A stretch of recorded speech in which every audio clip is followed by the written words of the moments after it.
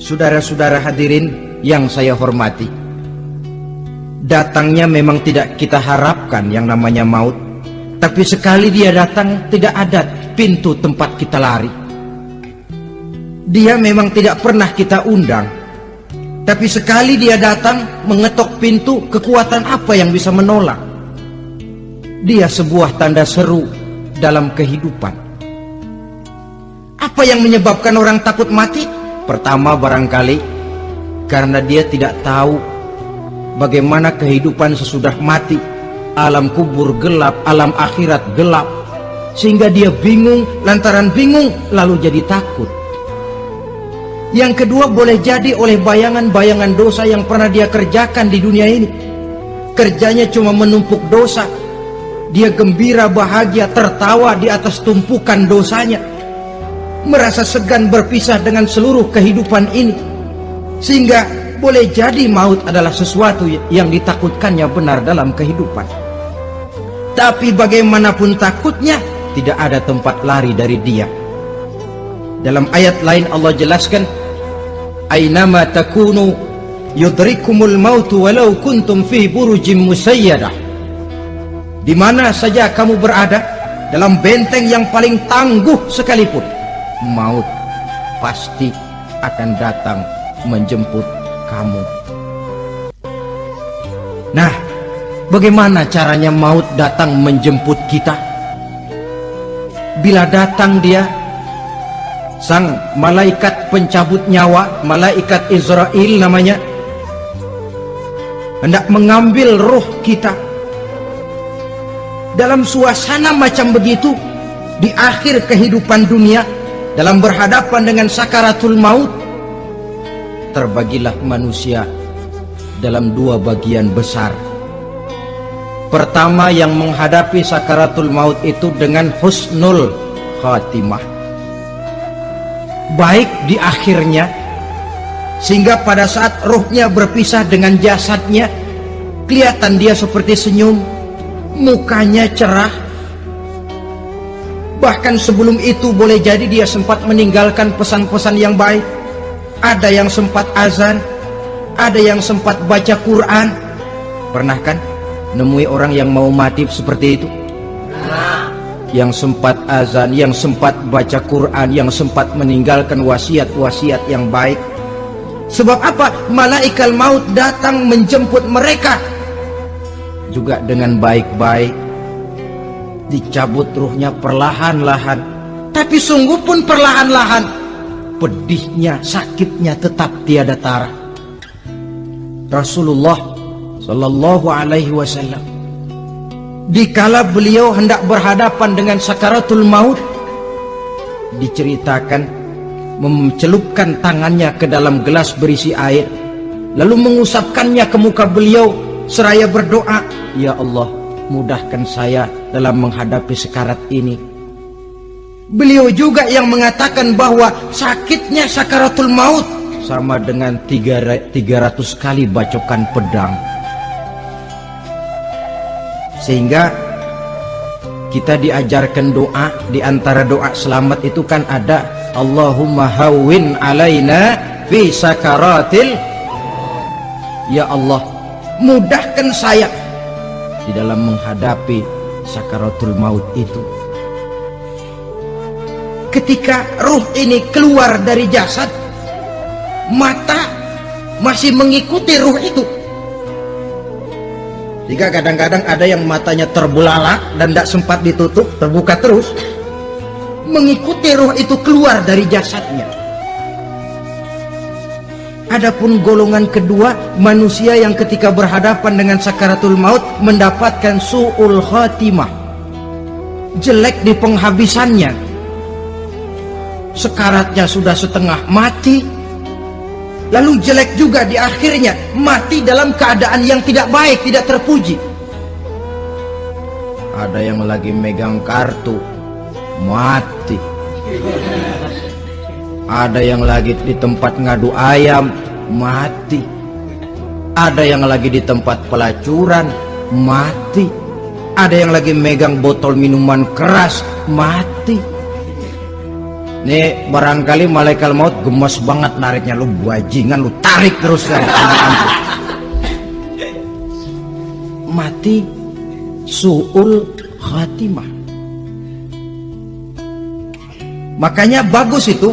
Kadang-kadang di majelis-majelis taklim kan sering dibaca, ya Allah biha, ya Allah biha, ya Allah bihusnil khatimah. Kan ada itu? Ada enggak? Saudara hadirin, mohon agar oleh Allah kita diberikan husnul khatimah, baik di saat ruh akan berpisah dengan jasad. Ini sesuatu yang pasti. Sang malaikat maut datang menjemput nyawa. Setelah ruh berpisah dari badan, maka tinggallah sang badan, ditangisi oleh semua yang kita tinggalkan. Sehingga kepada putrinya Fatimah, ketika malaikat maut datang hendak menjemput baginda Nabi, beliau berkata kepada anaknya, Fatimah, kamu tahu siapa yang datang? Saya tidak tahu, Bapak. Yang datang hadimul lazat. Itu dia yang menghancurkan seluruh kesenangan dunia. Wa qati'u syahwat, yang memisahkan kita dengan seluruh yang kita cintai. Dia malaikat maut, Pak. Manakala jasad sudah ditinggalkan oleh ruh, itulah yang dikerubungi orang. Anak menangis, istri menangis, orang tua bersedih, teman-teman merasa kehilangan, menangisi jasad. Diuruslah jasad kita, dimandikan sebagaimana mestinya, dikafankan dengan kain putih 3 lembar. Itu yang hendak kita bawa kembali ke tempat asal kita. Pakaian sutra, jas yang mereknya Switzerland wool, kain yang Samarinda, sepatu yang Belly atau Beltoni, jam tangan yang Rolex, kendaraan yang serba mewah, tidak ada yang menyertai kita. Kain putih 3 lembar itu saja lagi. Demi setelah dikafankan, dibujurkan, kita menghadap ke arah kiblat. Orang banyak pun datang menyolatkan kita dengan 4 takbir, diiringi dengan doa. Lalu upacara pelepasan, berangkat kita meninggalkan anak, istri, suami, kampung halaman, tanah air, bahkan alam dunia ini. Selamat tinggal alam dan seluruh isinya. Tinggallah yang tinggal. Saya akan kembali ke tempat asal dari mana saya datang, untuk kembali mempertanggungjawabkan seluruh perbuatan saya dalam kehidupan ini. Manakala upacara pelepasan selesailah sudah, dimasukkan kita ke keranda jenazah, digotong orang, bismillah wa ala millati rasulillah, dibawa ke tempat peristirahatan terakhir katanya. Padahal dulu kalau mau kita istirahat, ke villa lah kita, ke Bali lah kita, ke Hong Kong lah kita, ke tempat-tempat tamasya yang indah. Oh, rupanya akan sampai juga perjalanan menuju tempat peristirahatan terakhir, yang luasnya tidak akan lebih dari 2 kali 1 meter. Diusung orang kita, diantarkan orang banyak. Manakala sampai ke atas liang lahat, pengusung jenazah dibuka, diturunkan kita ke liang lahat, dibaringkan. Gumpalan tanah akan jadi bantal kita. Muka dibuka, dihadapkan ke arah kiblat. Setelah itu ditutup liang lahat kita dengan kayu. Masih belum kurang, diuruk dengan tanah. Yang menguruk orang-orang yang tadinya mencintai kita, menyayangi kita. Tapi ketika jasad sudah ditinggalkan ruh, habis rupanya cintanya. Coba jasad kalau sudah ditinggalkan ruh, 3 hari aja di rumah, serem. Ya mayit, siapa yang betah nemenin mayit? Lalu bila upacara pemakaman selesai, maka berusahlah semuanya. Para pengantar akan kembali ke rumahnya masing-masing. Maka masuk kita ke alam kehidupan, yaitu yang disebut alam barzakh atau alam kubur. Apa selesai hidup sampai di situ? Tidak. Hanya beberapa langkah setelah yang mengantar kita pulang. Diriwayatkan dalam hadis Bukhari dan Muslim, bila seseorang sudah diletakkan di kuburnya, lalu yang mengantar kembali pulang, maka roh si mayit akan dapat mendengar bunyi terompah orang yang pulang itu. Bunyi terompahnya terdengar. Datang dua malaikat menanyakan dia dengan pertanyaan-pertanyaan yang kalau bisa dijawab dengan betul, dua malaikat yang bernama Munkar Nakir akan bilang, jawabanmu betul, tenanglah kau di sini, naumatal arus, tidurlah kau di sini seperti tidurnya pengantin. Orang yang baik-baik di alam kuburnya akan mendapat nikmat kubur, sehingga masa penantian yang lama. Sebab jangan lupa, kita masuk ke kubur itu kan menunggu sampai datangnya hari kiamat. Jadi kalau kiamat umpama masih 1000 tahun lagi, ya 1000 tahun kita menunggu. Orang yang baik-baik penantian di alam kubur, kata malaikat, naumatal arus, tidurlah kamu seperti tidurnya pengantin. Bagaimana sih tidurnya pengantin? Nggak berasa. Iya, kata anak sekarang, endah aja udah. Begitu mendusin pagi, kata lakinya, malam sebentar bener ya Neng. Sebentar betul katanya malam. Ya tentu saja tidak terasa. Kenapa? Dia tidak pernah memikirkan waktu, terbawa oleh kenikmatan dan kelezatan yang dirasakannya dalam kehidupan. Tapi orang kafir, orang yang dosanya bertumpuk, tidak sanggup menjawab pertanyaan dua orang malaikat, maka dia akan mendapat azab di alam kuburnya terus menerus siang dan malam sampai datangnya hari kiamat. Ibarat maling ayam ketangkep, belum masuk pengadilan udah digebugin duluan. Kan begitu kan? Ada maling ayam nggak di sini? Nah, itu yang nyaut tadi pengalaman itu. Di sidang belum divonis, belum digebukin babak belur.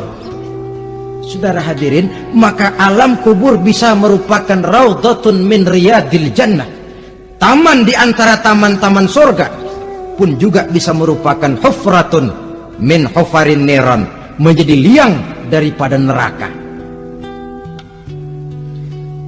Ada lagi riwayat yang dari Imam Muslim yang diperoleh dari Zaid bin Sabit. Zaid bin Sabit cerita, satu hari kami bersama Rasulullah SAW berada dalam kebun kepunyaan Bani Najjar. Rasulullah sedang duduk di atas keledai. Tiba-tiba entah bagaimana itu keledai terkejut, kaget, berontak, hampir Rasulullah jatuh. Rasulullah kemudian bertanya, rupanya di kebun itu ada kuburan tua, 5 atau 4 kuburan. Rasulullah lalu bertanya, saudara-saudara, ada yang tahu nggak ini kuburan siapa? Nggak ada ya Rasulullah. Memang kenapa? Ini penghuni kuburnya lagi disiksa oleh Allah. Andai kata boleh saya mohon kepada Allah supaya kamu dengar seperti yang saya dengar, andai kata saja kamu kuat mendengarnya, saya pasti akan berdoa. Tapi sayang, saya yakin kamu pasti tidak akan kuat mendengar mereka mendapat azab di kuburnya. Hadis sahih riwayat Imam Muslim dari Zaid bin Sabit. Kehidupan di alam barzakh. Pak, iya kalau yang matinya dikuburin. Lah kalau yang matinya dia ceburin ke laut, dibakar, di medan perang hilang gak ketahuan kemana jenazahnya. Saudara, hilang kek, dikubur kek, di dalam lautan direndam kek, itu kan cuma logika kita. Menurut Allah tidak ada perbedaan orang mati dikubur di dasar lautan atau dibakar sampai jadi abu atau gugur di medan perang tidak ketemu jenazahnya. Entah mereka tetap masuk ke alam barzakh namanya. Jasad boleh hancur, tapi roh sebagai sumber kehidupan, pusat kesadaran dan pengertian, dia tetap ada, mengalami kebahagiaan dan kegembiraan, atau atau mengalami kepedihan dan penderitaan, bergantung kepada amalan yang kita lakukan dalam kehidupan di dunia ini. Maka dalam Yasin tadi kan jelas, qul yuhyiha alladzi ansha'aha awwala marrah, yang menghidupkan mereka yang dikubur di dasar lautan, mereka yang dibakar sampai jadi abu, yang akan menghidupkan ialah Allah yang menciptakan mereka dulu pertama kalinya. Jadi kalau sudah ada aslinya, ya tentu tidak perlu contoh lagi, akan sangat mudah membuatnya. Orang tua kita, keluarga kita yang sudah berpulang, mereka di alam barzah sekarang ini bisa mendapat nikmat kubur, bisa mendapat azab kubur, bergantung amalan mereka dalam kehidupan di dunia ini. Dalam Musnad Imam Ahmad dan Sahih Abi Hatim malah ada tambahan riwayat, orang yang banyak kebajikannya di dunia, amalannya akan datang menemani dia.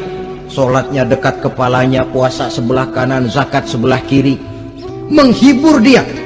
Malahan dikatakan berbentuk orang yang cantik menemani dia di alam kuburnya. Aneh, dia tanya, man anta lam ara fid dunya ajmal minka, siapa kamu? Di dunia ini belum pernah saya melihat orang secantik kamu.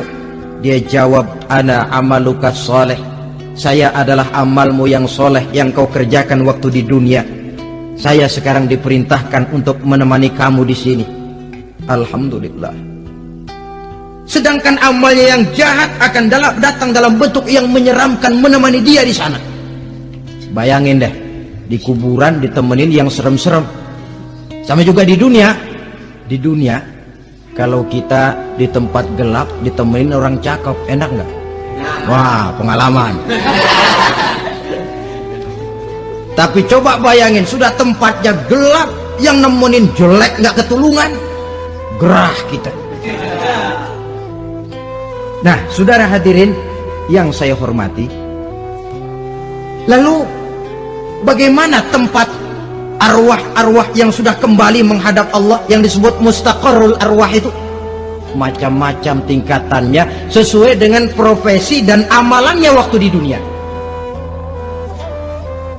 Ada roh-roh itu yang setelah pisah dengan jasad, artinya mati, ditempatkan di tempat yang disebut a'la iliyin, tempat yang tertinggi. Siapa ini? Arwahnya para nabi dan para rasul. Ini fi a'la iliyin, di tempat yang tertinggi. Arwahnya para nabi, arwahnya para rasul. Dan karena kita bukan nabi, bukan rasul, ya jangan mimpi dapat tempat fi a'la iliyin, kecuali kalau Allah menghendaki. Itu hak prerogatif Allah, tapi kan tidak adil kalau Allah melakukan itu. Ini kelompok roh-roh yang masuk golongan VIP. Wah, the first class. Para nabi, para rasul. Lalu ada pula roh-roh itu yang setelah pisah dengan jasadnya diumpamakan seperti burung-burung hijau yang berterbangan di perkebun-kebunan surga. Roh siapa mereka ini? Rohnya para syuhada, orang-orang yang mati syahid gugur membela agama. Nah, ini bedanya orang mati syahid dengan pahlawan, ya. Apa bedanya syuhada dengan pahlawan? Kalau syuhada, orang yang gugur membela agama, niatnya karena Allah, mati syahid. Kalau pahlawan, orang yang gugur membela negara, orang yang dianggap berjasa kepada pemerintah. Klimaksnya, kalau orang mati syahid jelas surga, tapi pahlawan belum tentu surga. Kenapa? Bergantung kepada negara macam apa yang dibelanya dan pemerintah model mana yang dibelanya. Di negara-negara komunis misalnya, banyak nggak pahlawan? Dengan sekian tanda jasa yang mati di medan perang dan sebagainya. Kira-kira pahlawan komunis masuk surga nggak? Ya, kalau pahlawan komunis masuk surga, kita nggak kebagian kapling di surga barangkali. Inilah bedanya pahlawan dengan orang mati syahid. Kemudian ada pula roh itu yang tertahan di pintu surga. Tertahan di pintu surga.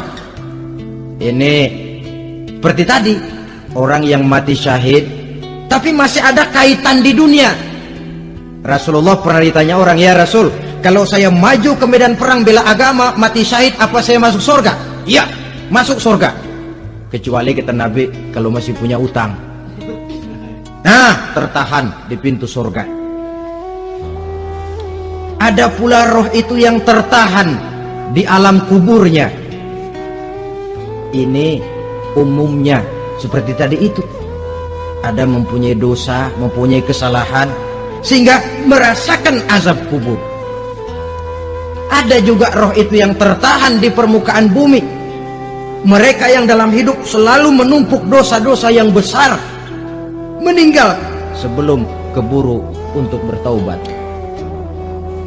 Saudara hadirin yang saya hormati, inilah yang kita khawatirkan.